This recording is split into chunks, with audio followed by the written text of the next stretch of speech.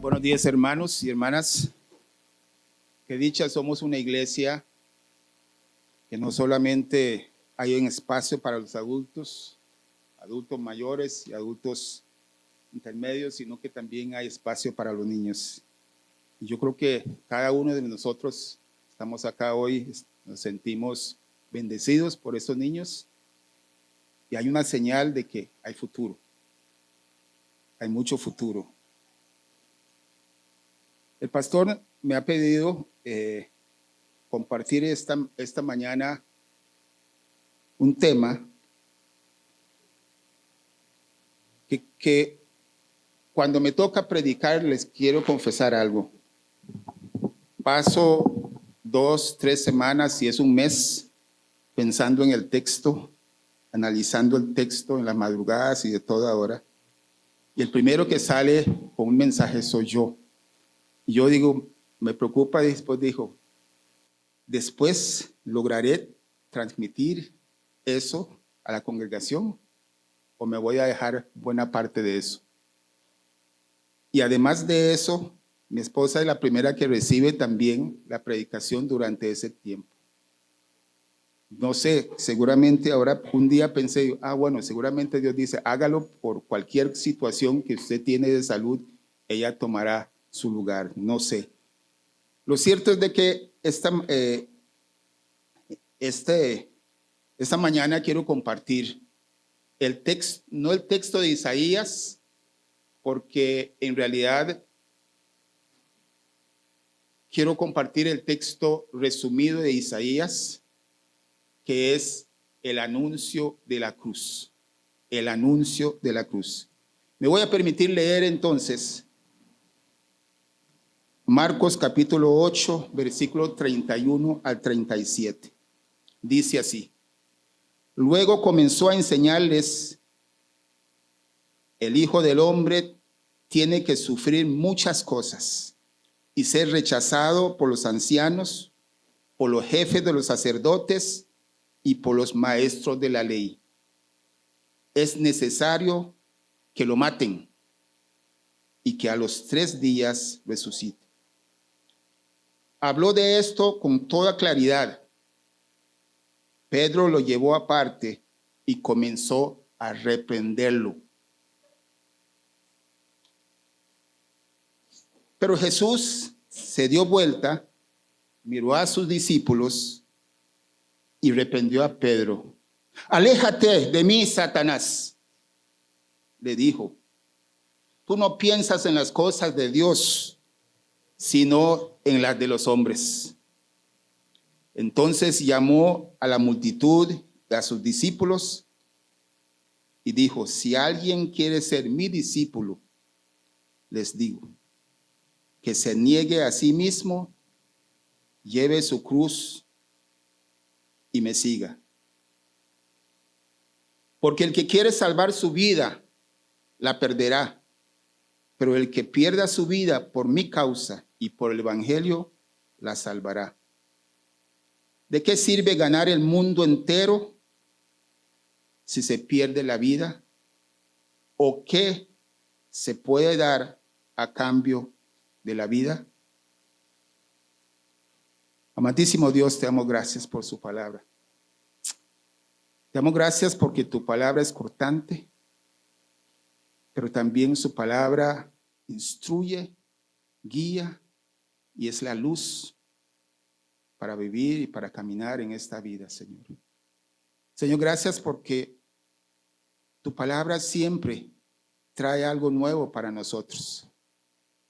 Tu palabra siempre trae esperanza a nuestras vidas.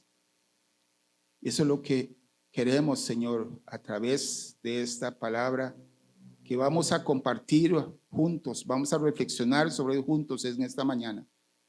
Yo sé que tú tienes un mensaje para cada persona acá presente. Tú tienes un mensaje porque las necesidades también son diversas. Te damos gracias, Señor, que tu Espíritu Santo nos guíe a tu verdad. Te lo pedimos en el nombre de Cristo Jesús.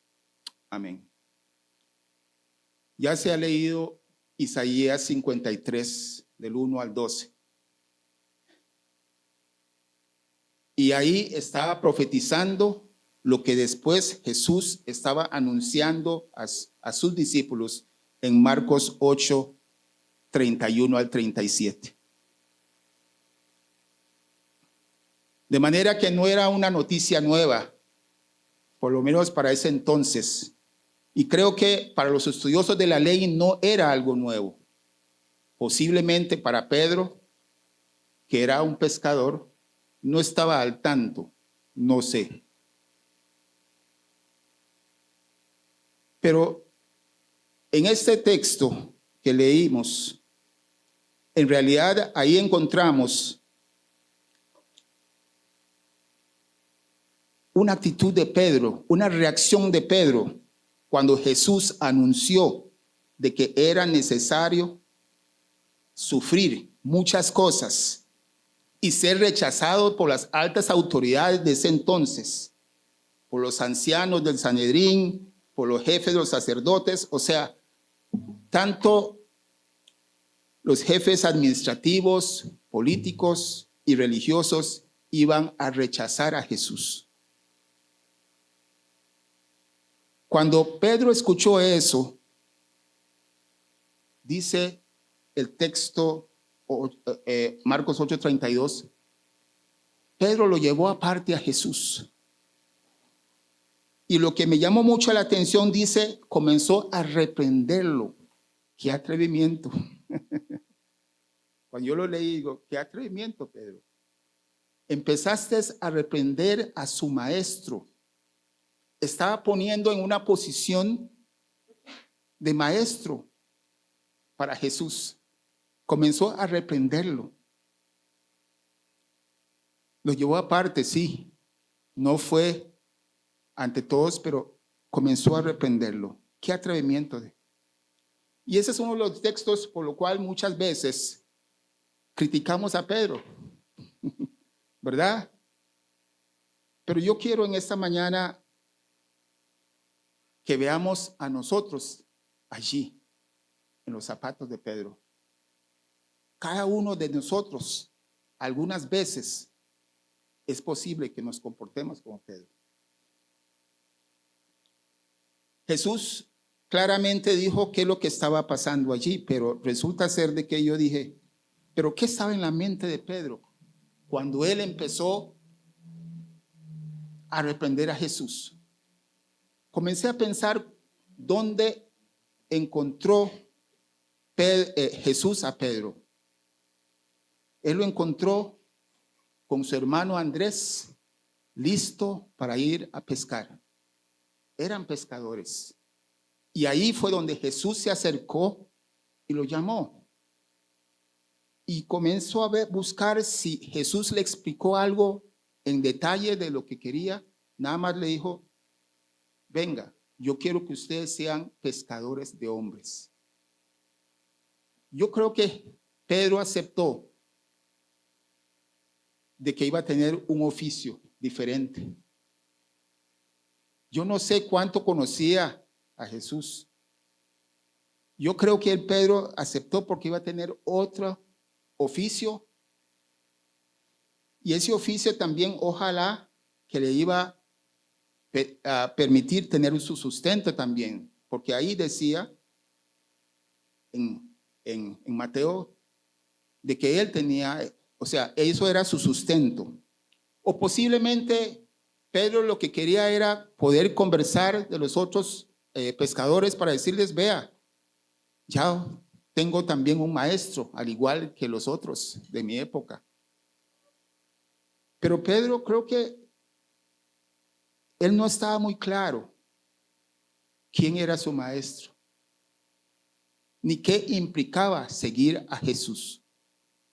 No quiero decir con esto de que tenemos que tener siempre claro las cosas.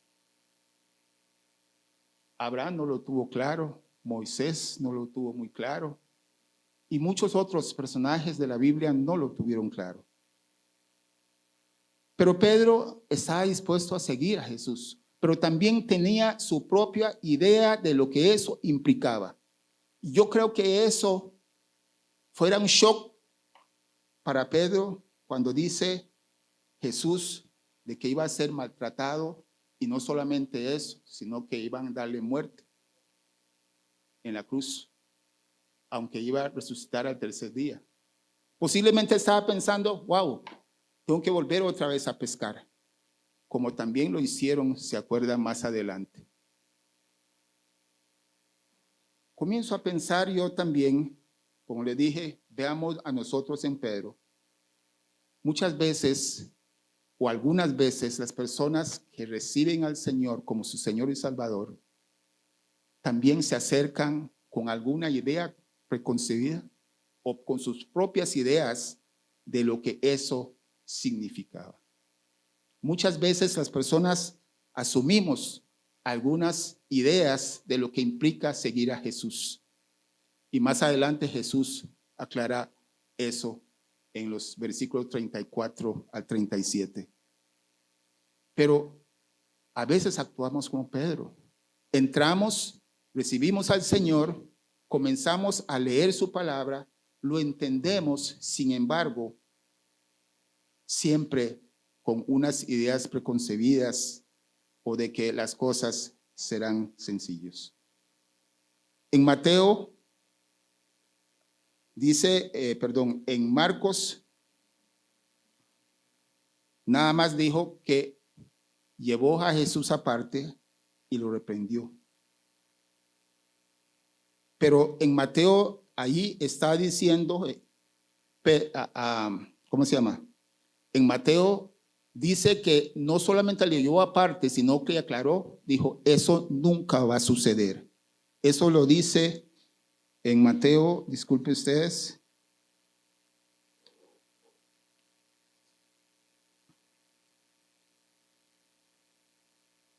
Él estaba claro de que eso no iba a suceder, porque su idea era de que era imposible de que Jesús le iba a ocurrir algo así. Él tenía una idea preconcebida. Pero después también estoy pensando de que se acuerdan ustedes de que tiempo, posiblemente días antes, Pedro también, ante la pregunta que Jesús hizo, ¿quién dice ustedes a todos los discípulos que soy yo? ¿Qué contestó Pedro? Tú eres el Cristo, el Hijo de Dios viviente. Wow. Pero es el mismo Pedro ahora que está regañando a Jesús. Si ese es el Hijo del Dios viviente y el Cristo significa el Mesías, y también allí en Isaías habla de todo lo que iba a pasar con el Mesías. Pero la idea de Pedro era de que eso no iba a suceder. Algunos dicen el atrevimiento de Pedro era para que Jesús no llegase a la cruz. La idea de Pedro era como impidiendo o sugiriendo que Jesús desistiera de ir a la cruz. Usted se imagina a Pedro logrando eso con Jesús. No hay manera, porque Jesús estaba claro cuál era su misión en este mundo. Jesús reaccionó. ¿Cómo era la reacción de Jesús? Dice que Jesús miró a los discípulos y reprendió a Pedro. Ahora sí, una reprensión también para Pedro. Pero lo que dice enseguida me llamó mucho la atención. Wow, nunca antes Jesús había expresado así, por lo menos a sus discípulos. Aléjate de mí, Satanás. Wow. Fuerte, ¿no? Aléjate de mí, Satanás. Una reprensión muy fuerte. Comparado con lo del Pedro, no hay comparación, muy fuerte.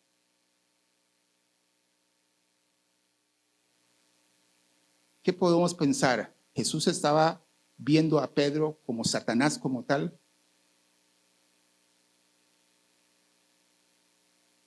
No creo que era así. Jesús no estaba viendo a Pedro como Satanás.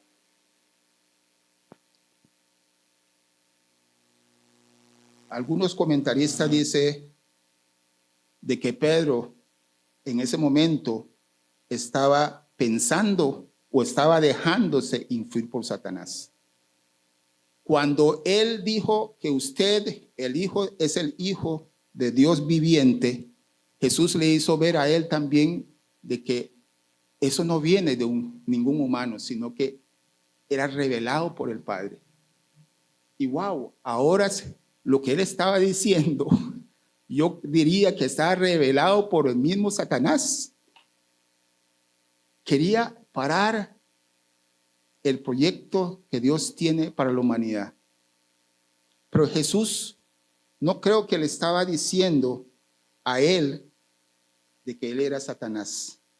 La respuesta de Jesús fue, interpretamos que Jesús lo que quiso decir, que las palabras que Simón Pedro usó tratando de cambiar a Jesús en su decisión de ir a la cruz, eran pensamientos de Satanás y no de Dios.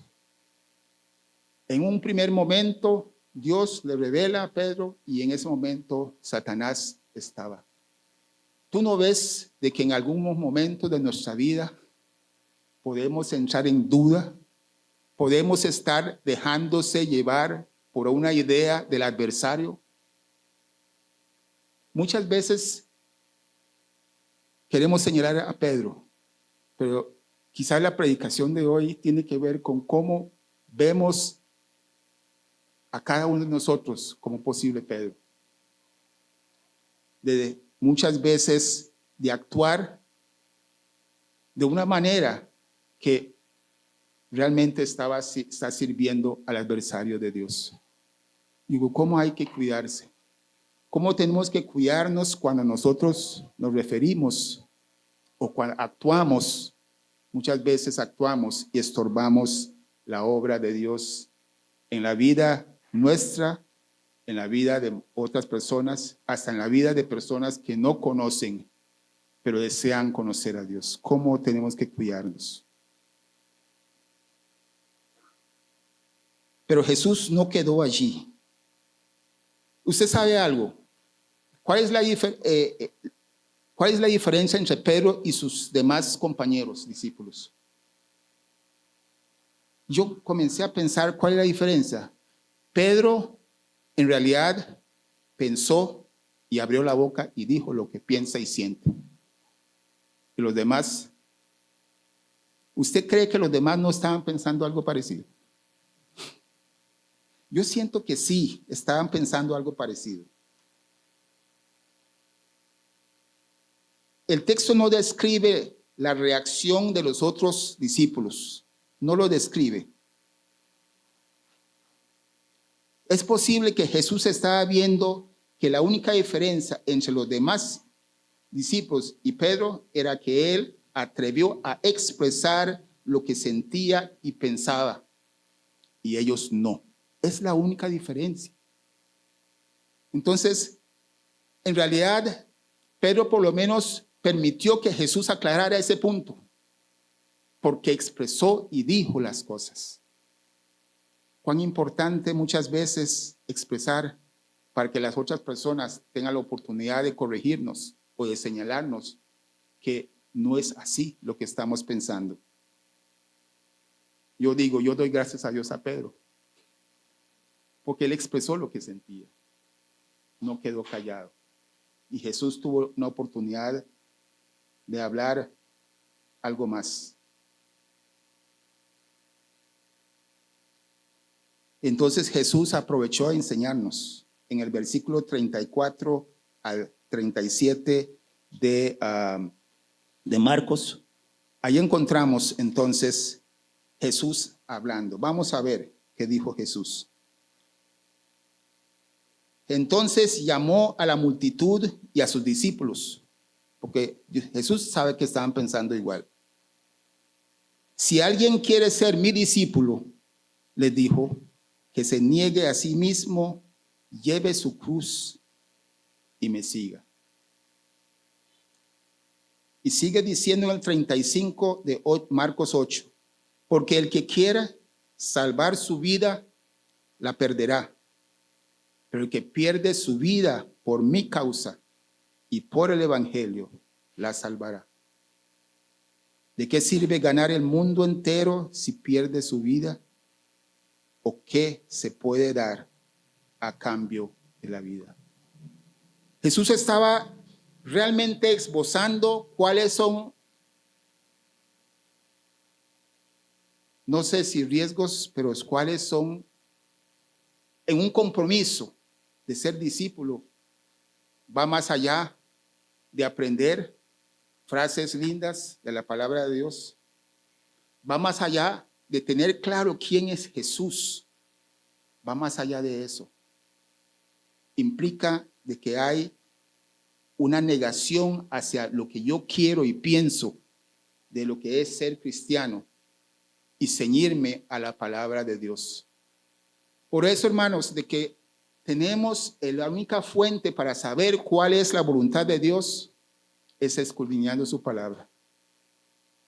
Si dejamos de leer su palabra, si dejamos de asistir a la escuela dominical, si dejamos de asistir al culto, si dejamos la palabra aparte, es decir, ya tengo la etiqueta de ser cristiano, hermanos, podemos terminar actuando como Pedro, o peor todavía.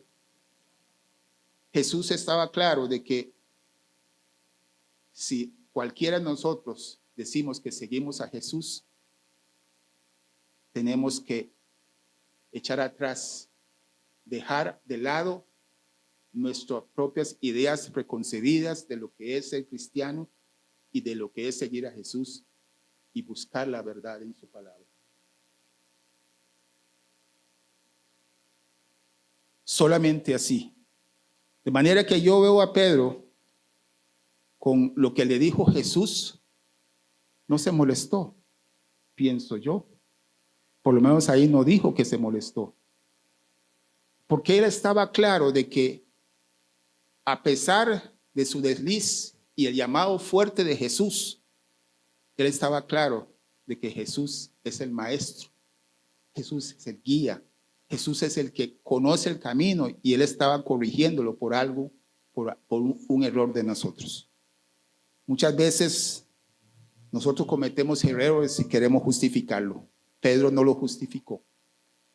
Pedro aceptó de que estaba errado y tenía que dejarlo atrás.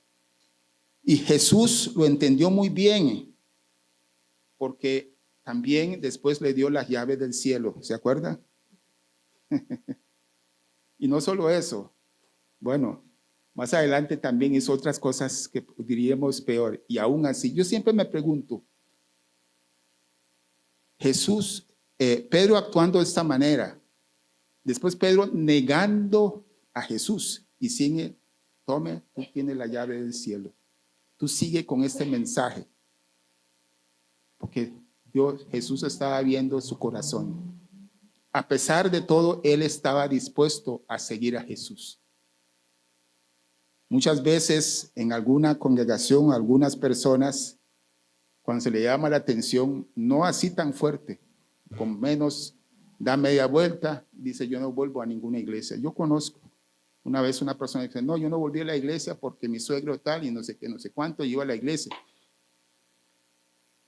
Pero el que falló no fue Dios. Le dije, el que falló ahí no fue Dios, fue otro ser humano igual que tú y yo. Que tú puedes fallar también. Entonces, hermanos, tenemos que estar claros de que nosotros en el camino, en el seguimiento, en el servicio de Dios, tenemos que actuar de otra manera. Concluyo. Seguir a Jesús va más allá de algunos conceptos que tenemos de Él. El seguimiento es permanente. Para seguir a Jesús, no podemos estar satisfechos de haber entendido o logrado todo. siempre hay más que aprender. Podemos equivocarnos, pero con humildad debemos de recibir la corrección de parte de Dios. Y esa corrección viene de algún hermano, de alguna hermana, viene de alguna persona. Es más, puede ser que ni siquiera conozcan mucho de Dios, pero ellos saben que uno está equivocado en lo que uno hace. Y pueden ser que Dios lo está enviando para también no solamente decirnos cuál es el error, sino tenemos la oportunidad también de compartir con esas personas el mensaje. Dios obra de diferentes maneras, hermanos. No podemos encasillarlo. Podemos equivocarnos, pero con humildad recibir la corrección de parte de Dios. Y como último, debemos recordar que si no hay cruz, no hay corona. Jesús estaba claro, Pedro estaba equivocado. Nosotros podemos equivocarnos como Pedro, pero lo importante es no abandonar el servicio al Señor.